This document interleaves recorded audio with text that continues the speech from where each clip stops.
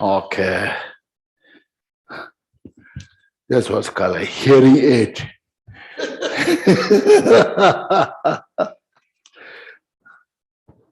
Okay. We start with the opening prayer. Page 5.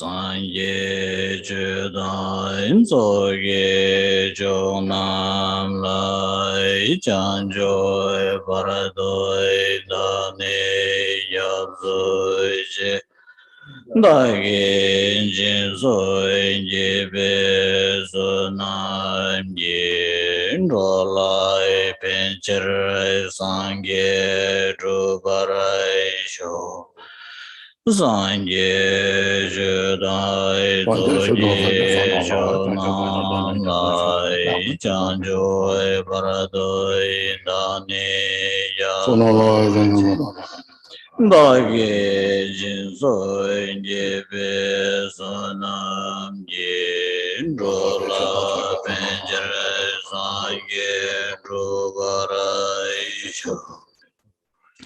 In the Buddha, Dharma, and the Sangha, most excellent, I take refuge until enlightenment is reached. By the merits of generosity and other good deeds, may I attain Buddhahood for the sake of all sentient beings. Mai nam kha dai nyam be sem je dam je dewa dan devi yu dan dem parai yu ji dong al dan dong ai ye yu dai tra varai yu je dong arai me be dewa dan me tra varai yu Niren chada nidan rave danyam la nevarai yorai je imai nam kadanyam be Deva dan devi yudan barai yorai je dongwa da dongwa da dravarai yorai je Long ala me be dewa da me trawai yo je nyere jada nyeda travi danyom la ne varai yo. May all mother sentient beings, boundless as the sky, have a happiness and causes of happiness. May they be liberated from suffering and the causes of suffering. May they never be separated from the happiness that is free from sorrow. May they rest in equanimity and free from attachment and aversion. Page 10. Sashi Bhaji Joji Mendo Dan Rira Lije Ninde Jembade Sanje Shen Lai Mede Mboa Yin Drogwe Nanda Yin Doje Varai Sho Ipo Son Vyangzo Lami Sonamna Chenai San Son De Shen Ye Chen Da Le Long Je Na Se Yong Yen Lame Choge Ngudro Zado Zoi Chan Zai Wadai Cheche Yerwan Yeso Yera Ngoje Zowa Hingewa Chungze Dagi Jinsawa Hamje Zobe Janjo Jemo Ngoro Rana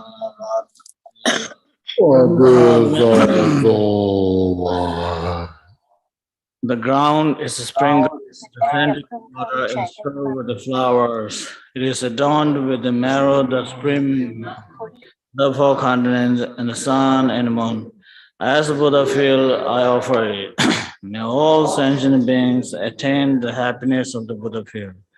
To the lamas who possess the three kayas, I offer the outer and inner and sacred offerings, with the body, wealth, and all that is visible. Please grant me the supreme realization, enlightenment. Whatever merits I have gathered through prostration or offering, and compassion, rejoicing, and beseeching and praying, for the sake of enlightenment of all sentient beings, all this I dedicate. Oi jamden je Tume zamne ge tabe tongson yongla Sume jawa dorje Pajiden gombro sowa Tudado samgyu kyule me chinje labje tuje Ninge mba sene jang semche so topra chinje lo. Unequal refuge, ornaments of the world, your fame pervades the 3,000 worlds. You are the victor Vajradhara, without a doubt. I bow at the feet of the Father Jingpa. Continually, I think of none but you. Compassionate one, grant your blessings. Dispel the darkness that's surrounded by my heart. Please bless me so that I can realize the unelaborated nature of mine. Semje namje sambada loye jeda jeda chejo demo deba ye cheji goro gordo so. Please turn the wheel of Dharma of the two vehicles and their combination according to the disposition and likewise the mental capacity of the sentient beings.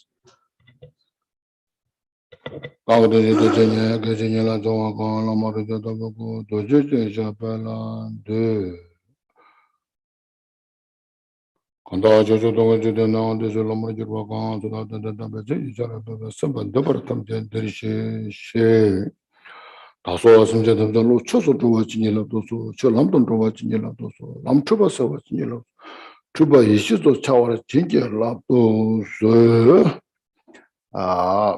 first we'll do this short Guru Yoga, in English. Guru Yoga that brings the Dhammakaya onto the path. First refuge in Bodhicitta.